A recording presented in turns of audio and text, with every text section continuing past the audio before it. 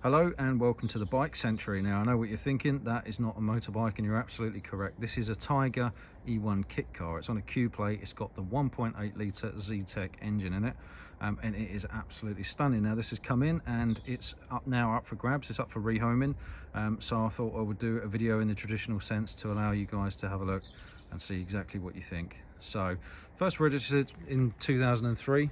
As I mentioned, it's the 1.8 litre Zetec engine. It's got twin 45 Weber carbs on it.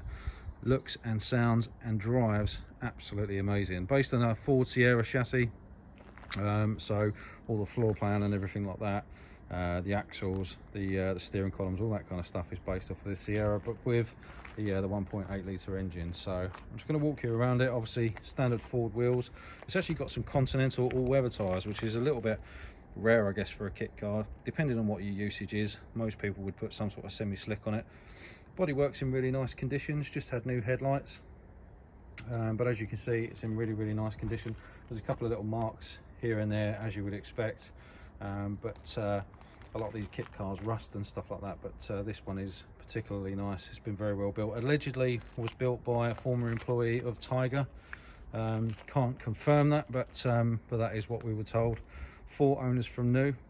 It's just got a brand new hood, which I will show you shortly, with all the wet kit, and it's obviously got the cockpit cover as well. So if you're out and about without the wet kit and you just want to cover the cockpit for whatever reason, it has got a new one of those as well. So very cool.